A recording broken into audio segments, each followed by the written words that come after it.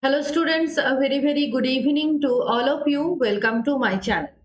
This is a very important class on Know Your Text series part 9, and today we will talk about summaries of American classics third part. But before starting, I want to give you a brief introduction about myself.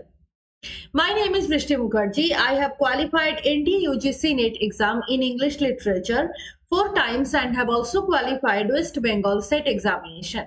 I have 2 years of teaching experience. Moreover, I have also taught in NPTEL online course from IIT Madras 3 times. So that is all about myself.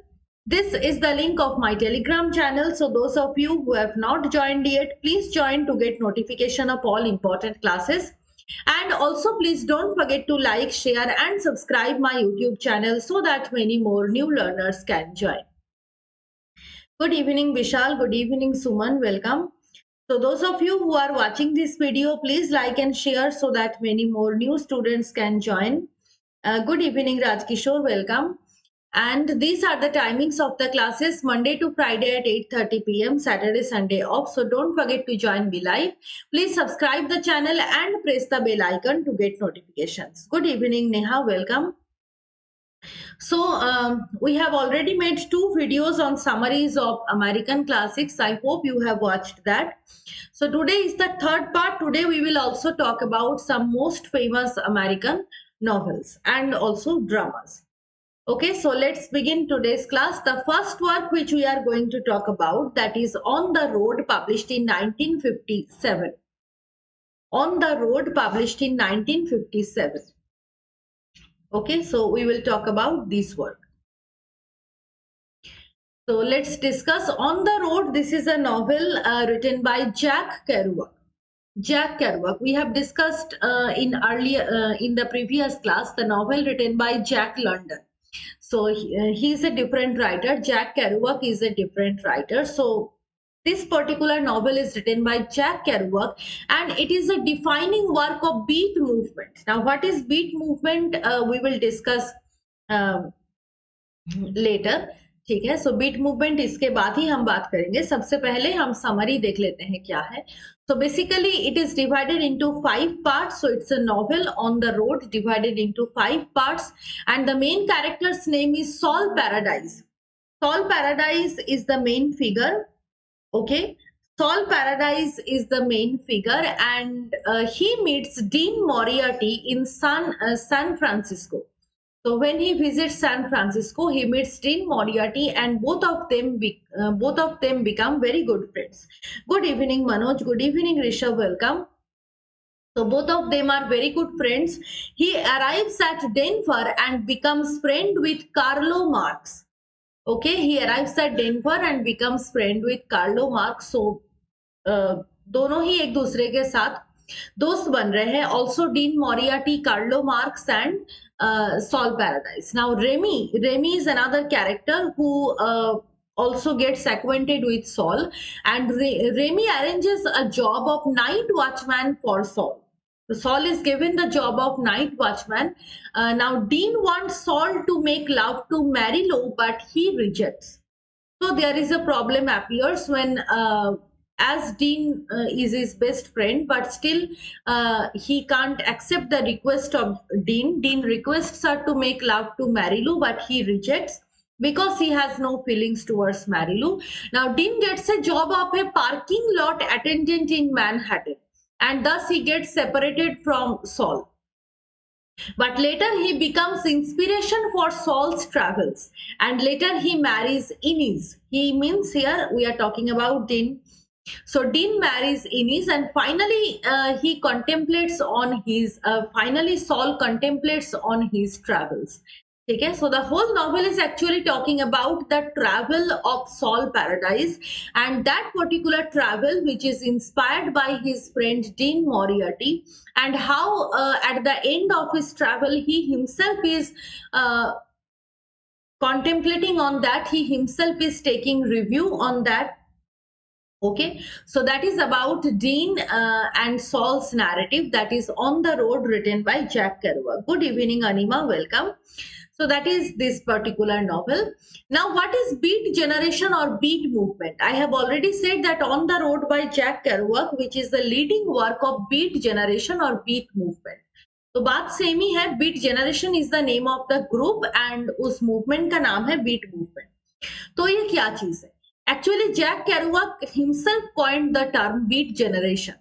Okay, so or beat movement. Actually, the term beat movement or beat generation both are coined by Jack Kerouac. तो ये है कौन? This is a group of American writers of post World War II. It refers to the time of post World War II. Okay, a group of American writers of post World War II, and this particular group of writers, they talk about their own depression, how the writers felt depressed and beaten down due to the Great Depression of America. You all know the Great Economic Depression, and also due to the disillusion, due to the horrors of war, and जो situation होता है हमेशा हर world war में, उसी situation के कारण how the writers are feeling depressed, how they are feeling beaten down, oppressed, isolated. All these dark elements are associated with the poems of or with the writings of Beat Generation writers. And another feature is they used colloquial language. They used colloquial language.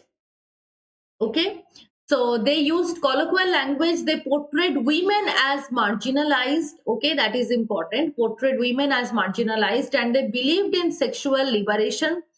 So they are not supporting any kind of conservative thing. And also drugs becomes an important theme in their works, because they are all talking about depression, something that is beaten down, something that is oppressed. So in their works, drugs becomes a very important thing. तो main person क्या है beat generation का? Allen Ginsberg, Jack Kerouac, Ferlinghetti, William S. Burroughs. Okay, these are all members of Beat Generation or Beat Movement. ठीक है, तो ये बात है बीट मूवमेंट का. सो याद रखना, it's a movement which started with a group of American writers of post-World War II, and basically they are talking about themes like depression, oppression. They used colloquial language, and also they thought women as marginalized, and drugs become a very important theme in their works. Okay, so that is about Beat Generation and the acquaintance with the term. Now we move on to our next novel, that is The Red Badge of Courage, published in 1895. The Red Badge of Courage. This is a very, very important novel, classic novel written by Stephen Crane. I hope you have heard the name. They are all celebrated American writers. Okay, so written by Stephen Crane, and it is based on American Civil War. The whole novel is based on American Civil War. Okay, so plot क्या है? Henry Fleming is the main character, who is associated with the Union Army. He himself is associated with the army, and he flees from the battlefield when he realizes that they are going to lose the battle. So as a soldier, he escapes. When he realizes that they are going to lose the battle, he escapes, he flees away. Okay, but finally they win. So what happens that finally they win the battle. Now, when they win the battle, Henry feels very ashamed and meets with wounded soldiers. Now he is feeling that he is he is a coward man who has already fled, who has already escaped in fear of getting lost. But actually, when they win the battle, Henry feels very ashamed. He considers himself coward, and he meets with the wounded soldiers just to give his mind a kind of comfort. And in the next battle, Henry serves as a hero. तो ये जो heroism की बात हो रहा है, that heroism is attached with this thing, red badge. So red badge, this is a symbol of courage. That is why it is mentioned in the title, Red Badge of Courage. And now Henry needs a red badge to prove his courage, because once he has proved himself as coward, right? So in the next battle, he needs to find heroically. He should get that red badge so that he can prove his courage. So that is this particular novel, The Red Badge of Courage. The whole novel is set in the context of American Civil War, and mainly Henry Fleming's mental condition, how he escapes from battle and how he finally proves himself as a hero and got that red badge. That is the overall. story. Okay, so moving on to next work, Breakfast at Tiffany's. Breakfast at Tiffany's, published in 1958. Breakfast at Tiffany's. This is another important novel written by Truman Capote, another very important American writer. तो इसमें एक major character का नाम आते हैं जो कि बहुत ही फेमस कैरेक्टर है, हॉली गोलाइटली. It is actually a novella about Holly Golightly. Who is Holly Golightly? She is a young farm girl who becomes a member of high social class. The whole novel is talking about her journey, how from a young farmer family she achieves a high social status, high social class. That is actually the subject matter of this novel. Yes, written by Truman Capote. Okay, so the narrator is an anonymous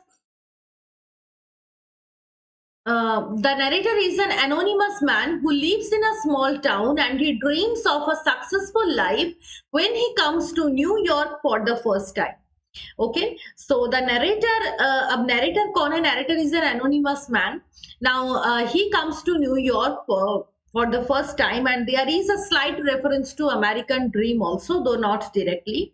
Okay, so that is the narrator. Now he actually narrates the story in flashback. So flashback का element यहाँ पर है.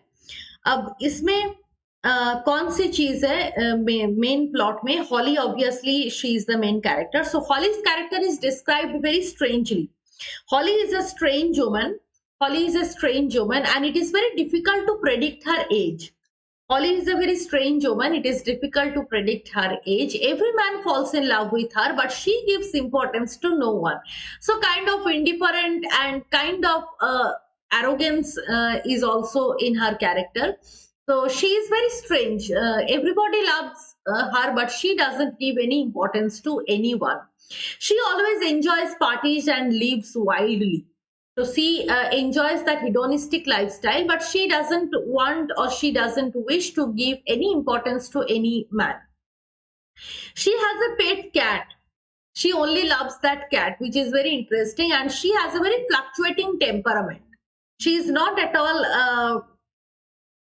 okay, so she is not at all very much calm and poised. She is very wild, and always her temperament is fluctuating.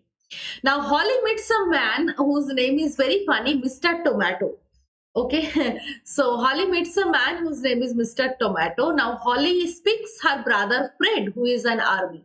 Holly speaks of her brother Fred, who is an army. After his death, she becomes insane, and later she is treated properly by doctors. So Holly finally becomes insane. Okay, after that she plans to marry Josh. But when Holly is caught for her involvement in drug ring, he refuses. Okay, so when Holly is caught for her involvement in drug ring, she is caught for her involvement in some kind of drug business or any kind of supply of drug or all these things. तो ये criminal offense था at that time. So when Josh comes to know that Holly is involved in that illegal business, he refuses to marry Holly. So that is how Holly's life and Holly has become insane at the end of the novel. So that is about this particular novel, Holly Golightly. Yes, In Cold Blood is also another novel by Truman Capote. Okay, so okay, so that is about this particular novel. Okay, written by Truman Capote, that is Breakfast at Tiffany. यहाँ पर E नहीं होगा. Truman Capote, Breakfast at Tiffany's. Okay, moving on to next novel, which is a very famous novel, To Kill a Mockingbird, published in 1960. To Kill a Mockingbird, this is a classic novel written by Harper Lee, and also remember that this novel won Pulitzer Prize. That is why it's very important, Pulitzer Prize winning novel. तो इसमें main character कौन है? Scout Finch. Scout Finch is the main character. Okay, and she lives with her brother Jem in Albama town of Maycomb. That is the setting of the story. That is the setting of the novel, Albama town of Maycomb. Now Scout Finch and her brother Jem. They are the main characters. So their father is Atticus, who is a lawyer. Okay. Now Jem and Scout meet a boy named Dill. Okay. So Jem and Scout meet a boy. Excellent.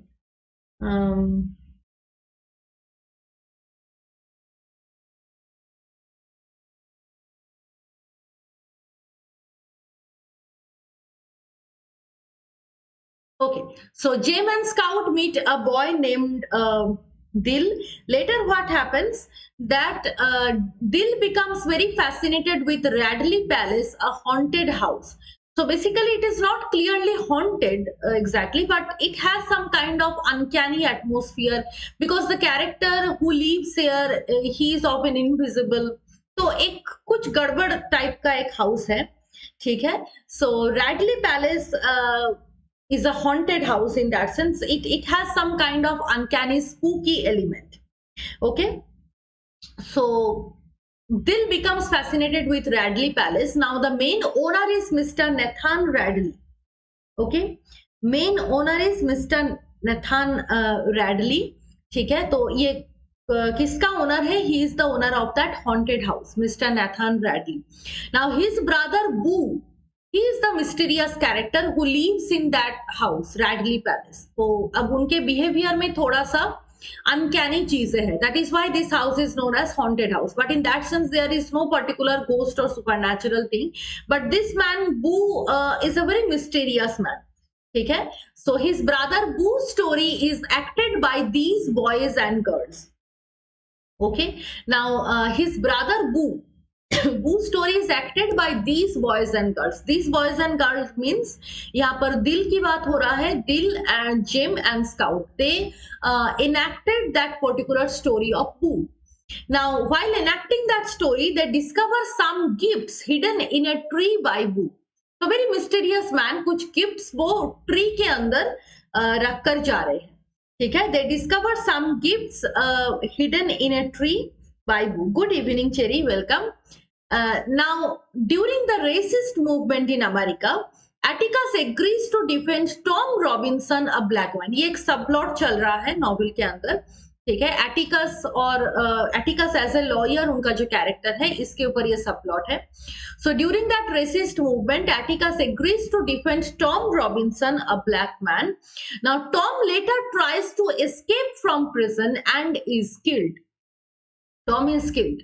Now Jem has got involved in that racist movement and Jem is wounded and Boo finally saves him. So Boo वापस आते हैं यहाँ पर. Again he disappears. So nobody knows when he will come, when he will go. He is only a mysterious person. So Boo disappears and finally Scout realizes that it is better to embrace her father's advice to practice sympathy and to be kind in nature. So Scout is finally realizing the value of kindness and she is supporting the end of all war and all racism. ठीक है? तो ये basically story है this particular novel का. We have already talked about To Kill a Mockingbird by Harper Lee. So it's a very important novel. इसका और भी detailed summary आप पढ़ सकती हो because it's a Pulitzer Prize winning novel. Okay, so remember that. चलो next work पे आते हैं, which I think you have all read. It is not a novel, it's a drama. That is the Zoo Story, published in 1958. A very important absurd play written by Edward Albee, who has also written Who is Afraid of Virginia Woolf. And it is a very short play but very, very significant. So two major characters are there, Peter and Jerry. They meet in New York City's Central Park. तो ये setting है play का, याद रखना, New York City's Central Park. Now Peter and Jerry both are in their own way suffering from problems. So Peter is a wealthy man, whereas Jerry is an isolated, disheartened person. So there is a contrast between Peter and Jerry. Peter is successful, he is wealthy, he is doing a job, but Jerry is very much isolated, Jerry is depressed. Okay, and Jerry lives that kind of a life where no one is ready to talk with him. So he is suffering from lack of communication. वो बात करना चाहते थे लेकिन उसके साथ बात करने का कोई है नहीं. So Jerry is suffering from isolation in that way. Now, when Peter comes and sits on the same bench, Jerry is eager to start a conversation. Jerry किसी भी तरीके से बात करने की कोशिश करते हैं. So we also meet this kind of people in our society, right? That some people, they always love to talk, they are eager to talk. Why? Because they are suffering from lack of communication, from that particular fear that if I can communicate with no one, nobody will support me, or nobody will come to stand by me.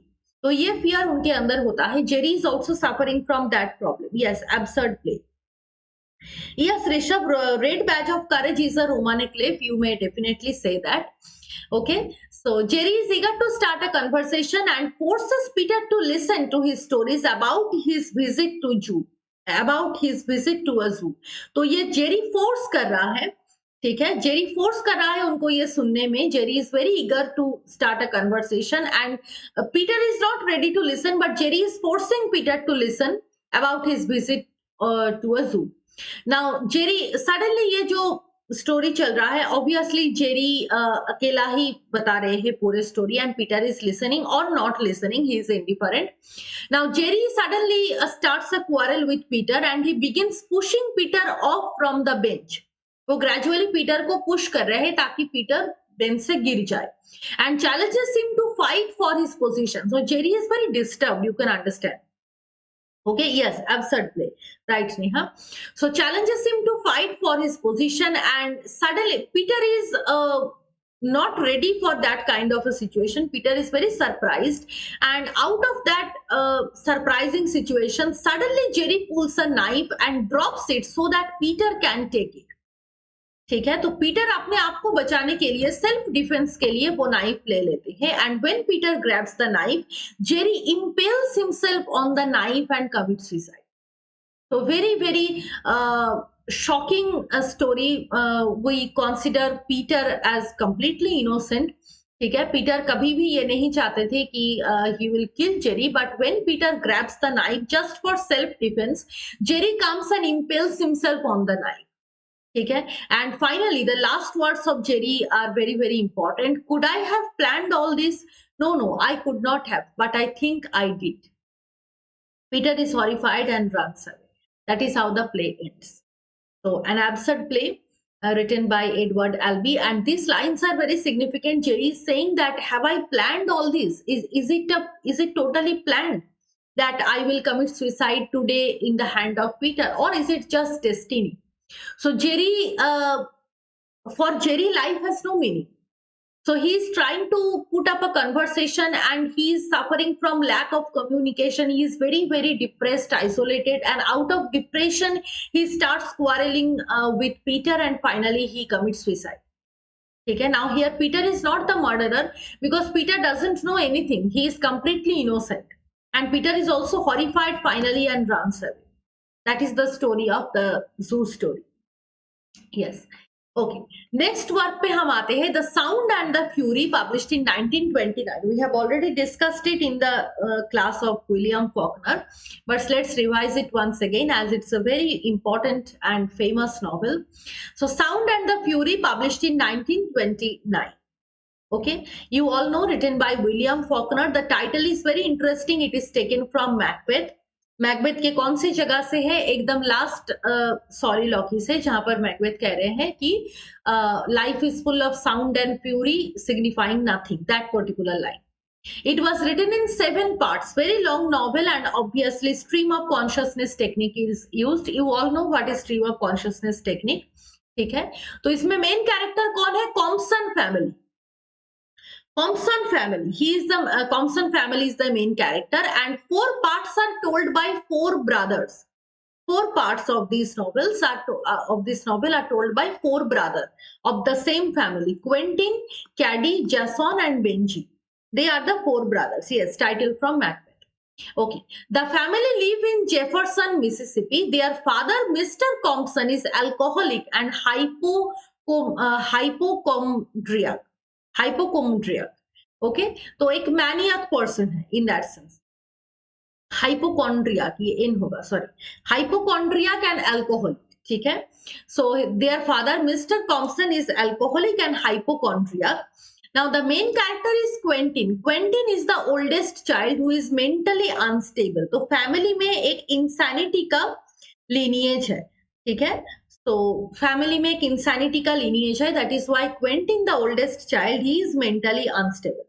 And hypochondriac का क्या meaning है? Hypochondriac is not actually mental illness, but hypochondriac means a person who is over nervous, जो छोटे छोटे बातों में बहुत tension लेता है, उसको हम कहते हैं हाइपोकॉन्ड्रिया, ठीक है। So Quentin the oldest child is mentally unstable. Now Caddy is their only sister who is lovable and compassionate but stubborn. तो एक एक कैरेक्टर एक एक टाइप का है, ठीक है। सो कैडी is very lovable, but she is very stubborn in nature, very obstinate. Benji is an idiot and also mentally disabled. So disabled मतलब mental problem का lineage यहाँ पर है. Caddy acts as a mother figure for both of her brothers, but her promiscuity leads them to distress. So Caddy always takes care of Benji and Quentin, but finally Caddy's promiscuity makes their life problematic. How? When Caddy is impregnated by someone, Quentin is emotionally shattered. ठीक है। सो भाई बहन के बीच में जो connection है वो destroy हो रहा है gradually, and it is suspected that Dalton amiss is the father of her child. Caddy has developed an illicit relationship with Dalton Amis, and Dalton Amis is the father of her child. Now, to avoid social distress, Caddy now marries a banker, Havard Head, so that she should not face any scandal. Okay, so she finally marries a banker, Havard Head, but that man divorces Caddy after knowing that Caddy is carrying a child out of wedlock. Okay, now Quentin commits suicide by drowning himself into Charles River. River का नाम याद रखना, Charles river. Okay, so river का नाम ही है Charles. Quentin commits suicide. Mr. Compson dies and Caddy is raising her newborn daughter, Miss Quentin. Caddy has given the name Miss Quentin. Okay, now Miss Quentin develops into another rebellious girl who is in constant conflict with her uncle Jason. ठीक है, तो अब मतलब कई सारे stories में एक साथ लिंक अप हुए हैं. It's definitely a family saga. तो अब तक हमने बात की कॉम्पसन फैमिली की. देन कॉम्पसन फैमिली के जो यंगेस्ट मेंबर है मिस क्वेंटिन, उसके बारे में बात हो रहा है.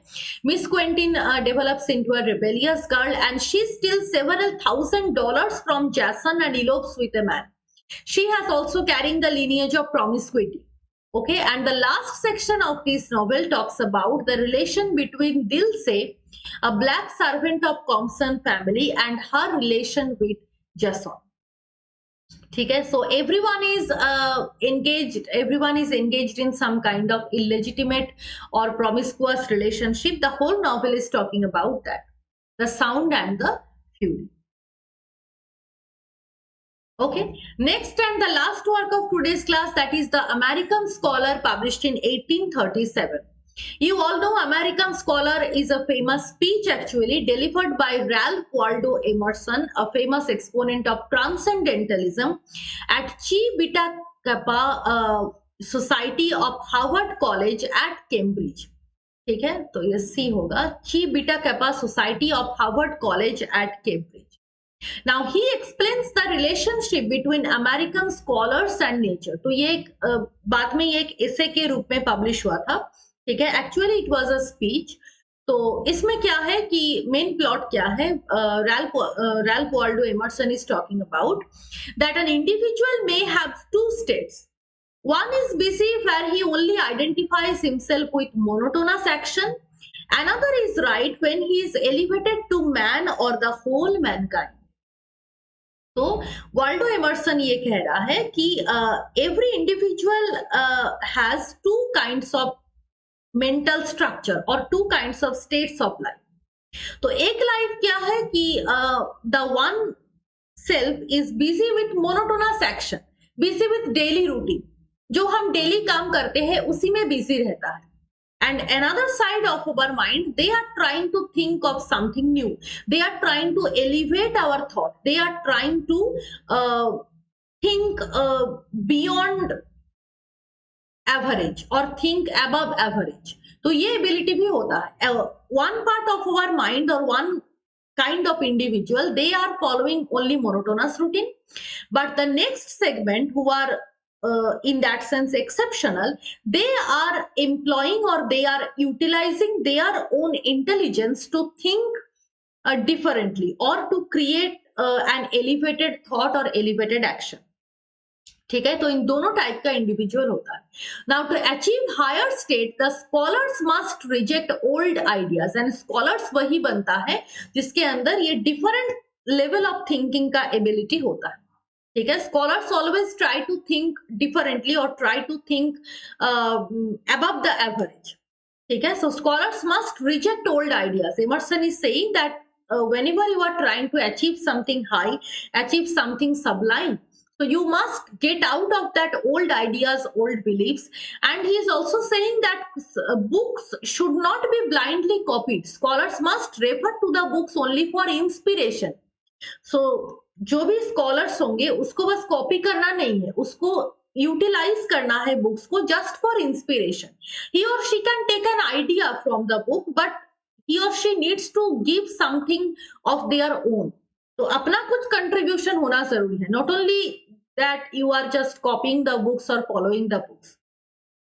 And he also mentions the duties of ideal scholars. तो duties में उन्होंने क्या क्या बताया है? Observation, trust in yourself to be free from greed and praise. तो ये सारी क्वालिटीज होना है. सो ये याद रखना, इस टाइप का क्वेश्चन कभी कभी आते हैं.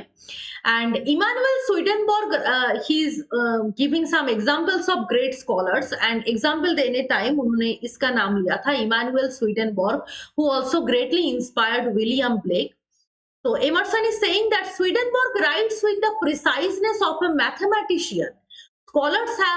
Scholars should have immense potentialities. Without them, world cannot run. So he is saying that scholars have immense potentialities. Scholars are very important figures of this whole world. So they must possess these kind of ideal qualities. And Emanuel Swedenborg is an ideal scholar whose brain is like a mathematician, who writes so precisely, so prominently, without any ambiguity. ठीक है, तो ये सारी चीजें होना है एक American scholar के अंदर according to Emerson.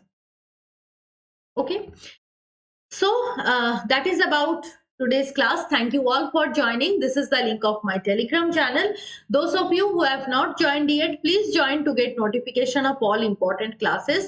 Tomorrow at 8:30 p.m. we will talk about Virginia Woolf. Some of you have requested me to make a video on Virginia Woolf. So tomorrow we will read Virginia Woolf, and tomorrow will be the first part of Virginia Woolf, and next class we will finish the second. Okay, so don't forget to join me live. Please subscribe the channel and press the bell icon to get notifications. Okay, so thank you all. Bye bye everyone. Good night. See you all tomorrow at 8:30 p.m.